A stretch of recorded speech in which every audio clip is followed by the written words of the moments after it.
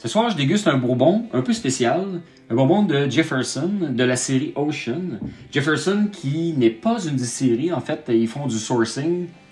Ils se procurent des barils, puis ils font vieillir le baril, et ils vont faire des blends eux-mêmes.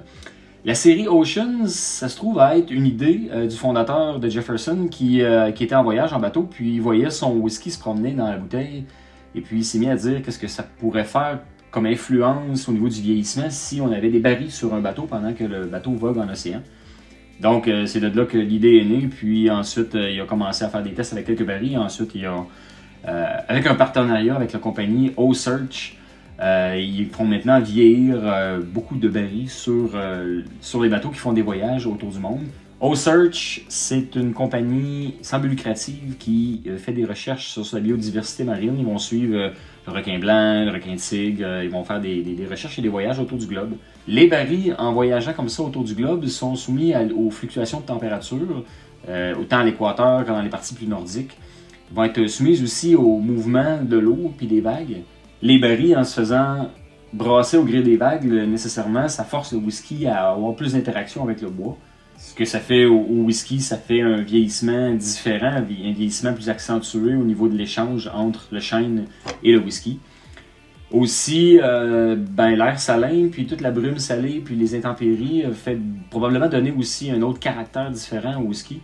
Nécessairement, le baril respire, et dans ce cas-ci, si l'air qui est environnant est salé, il y a une interaction différente avec le whisky dans le baril. C'est ce qu'on va découvrir aujourd'hui en dégustant ce Jefferson Ocean.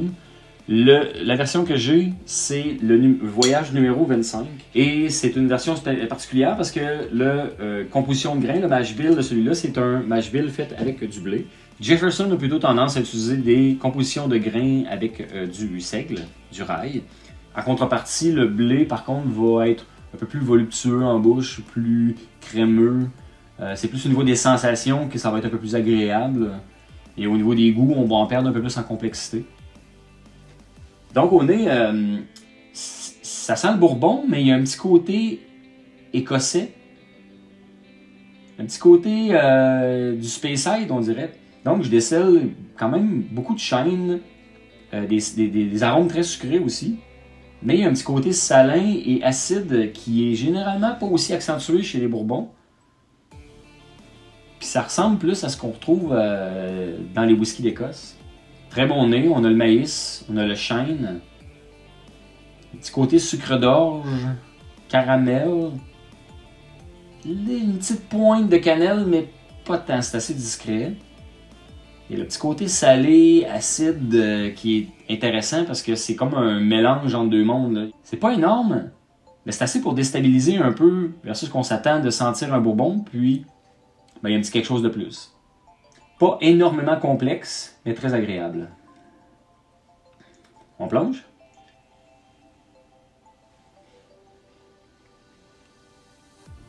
Même en bouche, on est vraiment quasiment à cheval entre le bourbon et le scotch. Côté scotch, ça serait un peu plus apparenté à un Speyside. Côté bourbon, on a le maïs, le chêne, qui est quand même assez présent. Du côté caramel salé, comme on avait au nez. Donc on n'est pas perdu, on se retrouve. Ce qu'on avait au nez, on l'a en bouche encore. Un petit côté pâte à pain, avec un petit peu de poivre blanc. Sans être énormément complexe, la balance est bonne. Il est agréable à boire, il donne une belle expérience, puis on a l'impression un peu de voyager aussi en voyant le chemin que le whisky a fait autour du globe. On dirait que ça apporte un petit quelque chose, c'est probablement purement psychologique, mais c'est très agréable. C'est un whisky qui est quand même plus difficile à trouver. Moi, je l'ai eu lors d'un voyage aux États-Unis. Si vous aimez bien les bourbons et vous aimez explorer, si jamais vous croisez une bouteille, je vous recommande fortement de l'acquérir parce que c'est quelque chose de quand même assez unique. Santé!